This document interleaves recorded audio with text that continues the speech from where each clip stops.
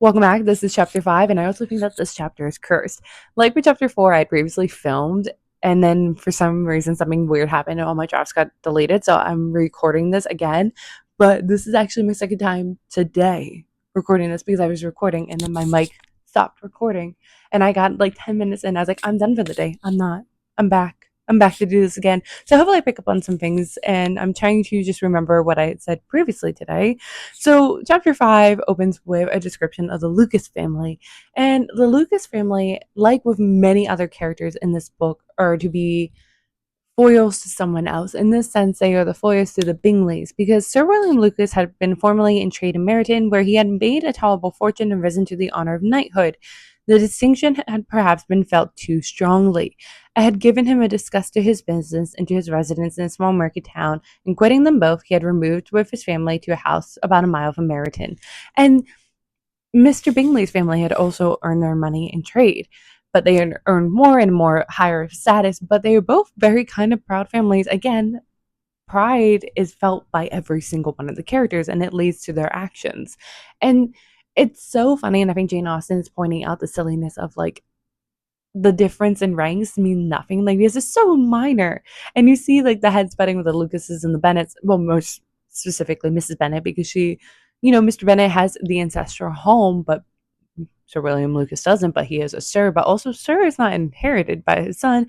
So it's like the little things that you try to use to elevate yourself on the social ladder, like, are stupid at the end of the day, but it means so much to a lot of people within the society. And so this book is not only about how pride affects every single one of the characters, not just Lizzie and Darcy, but how their place in society affects who they interact with, their, like who they can marry, like every detail is affected by their place in society. But when look at it, it's actually very silly to Jane Austen. She's like, it really is like, so what? Like, does it really mean anything? And like, who's a pirate? It doesn't matter. It doesn't matter at the end of the day. So me and probably everyone else on the internet are probably very familiar with Charlotte Lucas's speech in the 2005 version of Pride and Prejudice of like, I'm 27 years old, I'm a burden on my family, I'm unmarried, like that whole thing. And I never really thought to this time how interesting the age difference is between Lizzie and Charlotte, and for them being such close friends, because Charlotte is 27 and I believe Lizzie and Jane are about like 21, 23. If I was to guess off the top of my head, they're on the younger side of 20s. And while it's not uncommon today to have like friends that are older than you or younger than you, like it might happen, but like I think for this, it's to show how small the community is, that like you only have so many people you can hang out with. Like that's why Kitty and Lydia are attached at the hip, even though there is a younger Lucas sister, and you see her in the 1995 version and not the 2005. But you only have so many young ladies within this community to become friends with, and especially it gets smaller when you have to keep within your society. And so that's why I think age becomes so secondary when it comes to friends and marriages. And it seems weird as a modern audience to read it in these books, these age differences, but when the society is deeming like their rank and place in society more important, age becomes secondary. And it's weird to us nowadays because rank in society doesn't mean as much to us. But yeah, like it's fascinating to see not only like friends but romances too. The age doesn't matter as much. And if you think about it, I think Charlotte Lucas is closer to Mr. Darcy's age than Lizzie is. In the last chapter, I talk about how the one thing I don't like about adaptations is that they kind of strip away some of the interesting dynamics about characters. They dwindle it down, like I said in the previous chapter, where the Bingley sisters, one is completely erased, and then they're kind of reduced to being just the antagonists, the pick me girls, when there's so much more dynamic to that. There's so much layers to them, and they parallel so many other characters and aspects and things like that. And it's the same with Mrs. Bennet.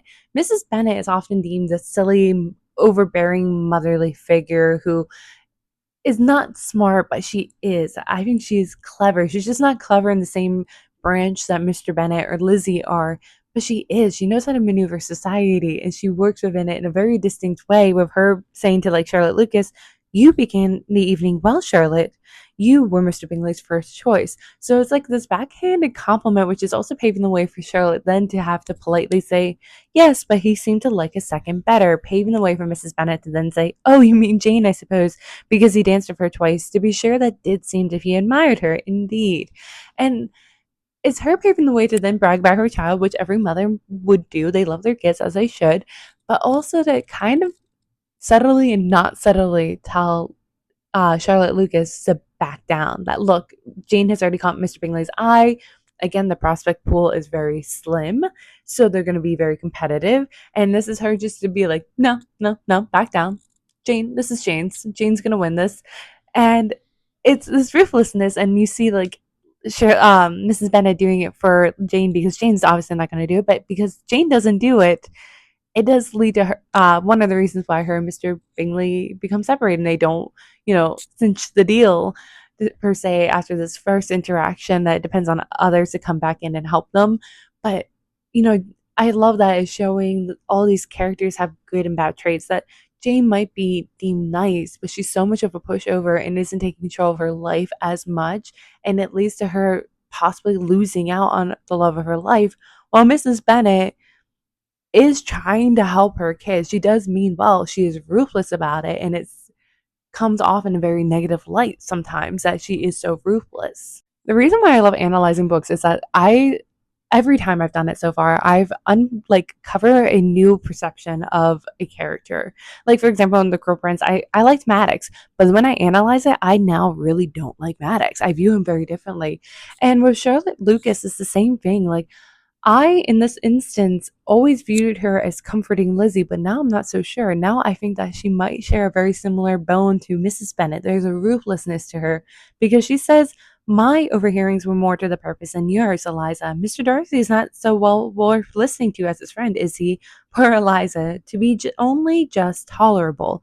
And it's very backhanded. It's very like what Mrs. Bennet had just did, where every time I've read it, I thought it was her comforting her friend, but now I'm starting to wonder if it's her prodding, being like, yes, Bingley might have caught Jane might have caught Bingley's eye, but the guy that has more money and more influence deemed your daughter as just tolerable, which is a blow because I believe it was in chapter 3, Mr. Bingley was returning Mr. Bennet's visit in hopes of also catching eye of the rumored beautiful Bennett girls. Like in the community, the Bennets are deemed the beauties of it. And then to have someone with much more money, rank, power, influence to then deem them just tolerable. What a blow.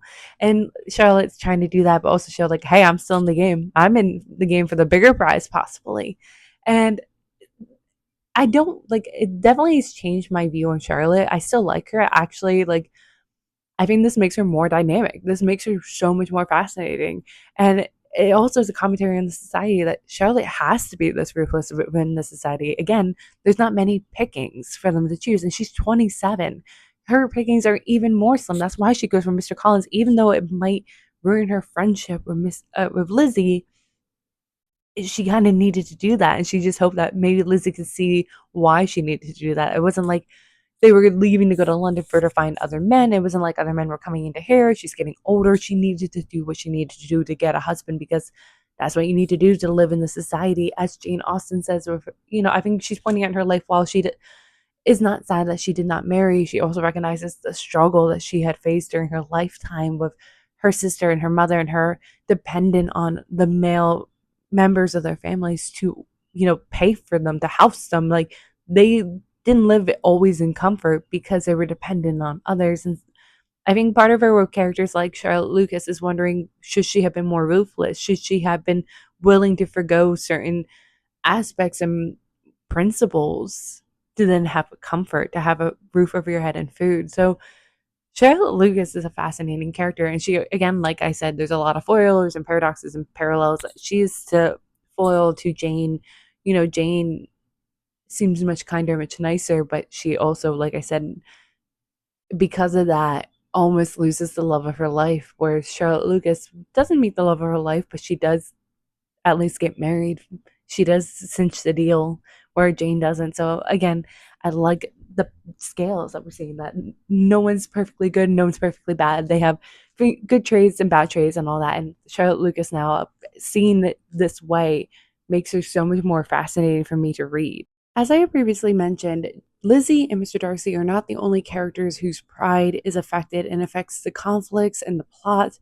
Every character's pride is wounded at some point. We've already seen Mr. Bennet's, we've already seen Charlotte's, we're also now seeing Mrs. Bennet, and it manifests in the form of her children are an extension of her. If they do well or seen well, that means that she is doing well. That's why she takes the credit for her three daughters being married, even though they kind of did it on their own, but she takes the credit for it. And we see it here when, like, Charlotte Lucas brings up how Mr. Darcy had deemed Lizzie tolerable, and Mrs. Bennet responds with, I beg you would not put it into Lizzie's head to be vexed by his ill treatment, for he is such a disagreeable man that it would be quite a misfortune to be liked by him. Mrs. Long told me that last night he sat close to her for half an hour without once opening his lips. And she has decided to dislike him. She has leaned in heavily, even though Lizzie is the one that kind of initiates this dislike of Mr. Darcy. Mrs. Bennet runs a mile with it, and I think furthers this for everyone else, even though, again, like I said, Mr. Darcy's actions are not helping him. But Mrs. Bennet is decided strongly to dislike him because he's wounded her pride by deeming Lizzie tolerable and allowing others like Charlotte Lucas to wave this over their head in pride. And so this is leading to later conflicts and things like that. And Mrs. Bennet does not hold back. She's very bad about that. But we see Mrs. Bennet's pride continuously. She is one of those characters, though, that her pride is continuously wounded, and she lets you know that her pride is wounded. So once again, it's not just Lizzie and Mr. Darcy's whose pride is affecting this story. It's every character in this book. Previously, I mentioned how during these literary analysis of some of my favorite books has changed my perspective on things, because normally you're reading it and you might get some of the deeper meanings and stuff like that, but you're still viewing things very much surface level. By doing this literary analysis, I am viewing it with a fine-tooth comb. I have upped the magnification. And I'm saying that because, like, for example, here, Jane says in regards to Mr. Darcy, Miss Bingley told me that he never speaks much unless among his intimate acquaintance. With them, he is remarkably agreeable. And I've always taken that on face value of, like, it's telling us a little bit more about Mr. Darcy, and that, their first impression is probably wrong, that he is just shy and he keeps to himself, which is also how many people have portrayed him in adaptations. But there's so much more you can unpack with just that simple line, because one, it could potentially show that he is snobbish, which then leads into their snubbing him themselves being rightful by him keeping within his circle of friends, his own community, again, wounding their pride that they're not good enough for him to be acquainted with. But it is also showing that, like, he is within an echo chamber that he keeps within his own group, which then has led to him to form these certain opinions of others, to form heightened opinions of himself, and to form opinion that Mr. Bingley is better than Miss Bennet and does not deserve, she does not deserve him. Things like that lead into conflict. So by doing that, it's showing that, like, he does keep to himself, and that is, a deficit that you shouldn't keep within your own particular certain circle, group of friends, or your level of society. That if you broaden it, you're going to meet a wide verse of people and become a better person in the process, most likely. But it's also showing that Miss Bingley had told Jane this. And I don't know if Jane would have pointed out, like, oh, does Mr. Darcy not talk to someone? Because Jane is too nice. She wouldn't bring that up. So Miss Bingley probably brought it up on her own accord. And what's that doing? She is trying to brag in a very subtle way, somewhat subtle. It's her trying to be like, oh, he doesn't like many people, but he loves us, and he's a great person amongst us. We're special. We're deemed someone that he would want to be acquainted with. So again, it's this one simple line tells us a little bit about Mr. Darcy, both the good and bad about him, explaining a little bit about his character, but we also have to remember that it is being skewed because it's being told to us by Miss Bingley, who is using it as a point of pride, waving in front of someone like Jane, saying, like, look, we are special. Someone like Mr. Darcy deems us worthy, and you guys, not so much. This particular interaction between Lizzie and Mrs. Bennet is fascinating to me in particular. So it's when Mrs. Bennet says, another time, Lizzie, I would not dance with him if I were you. I believe, Mom, that I safely promise you never to dance with him.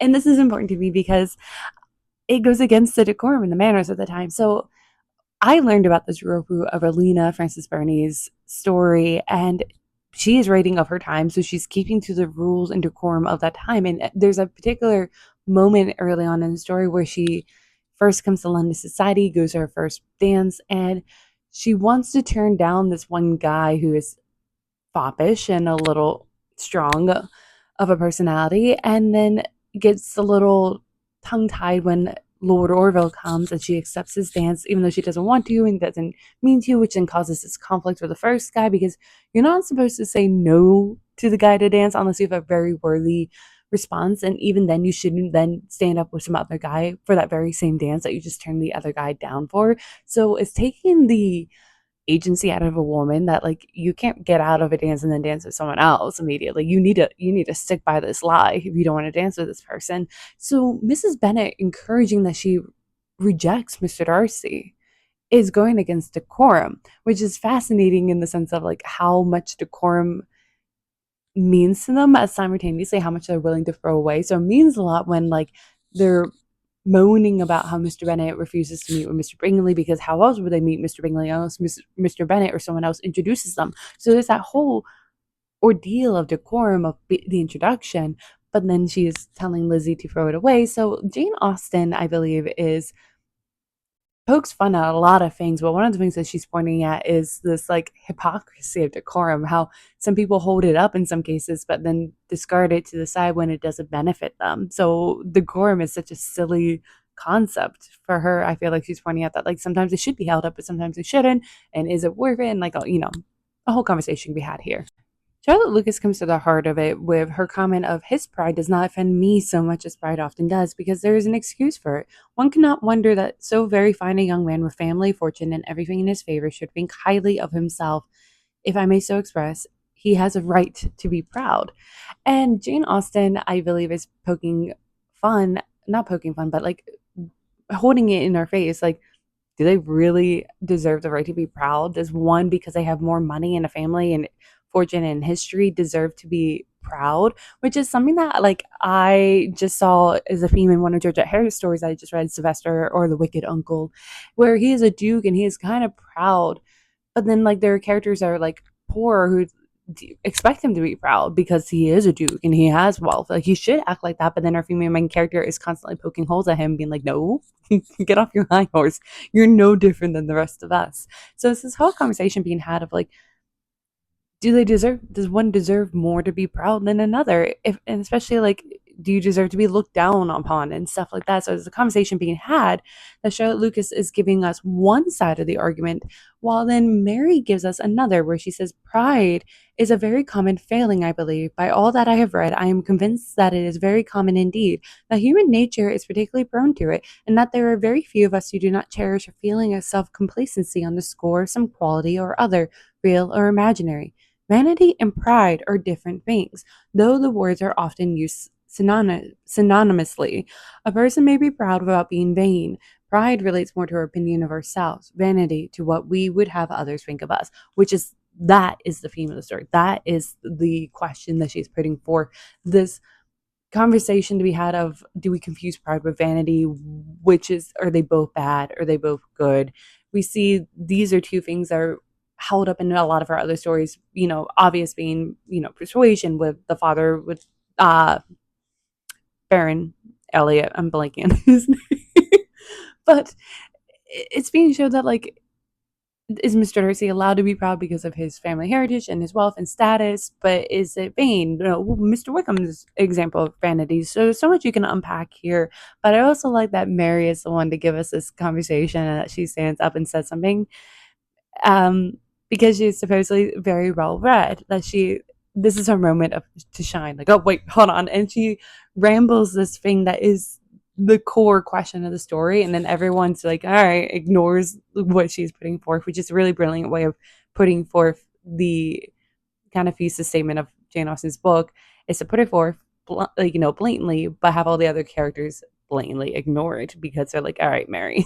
So that is the end of chapter 5. I am finally done recording this for the second, third time, and I am looking forward to getting to chapter 6 next.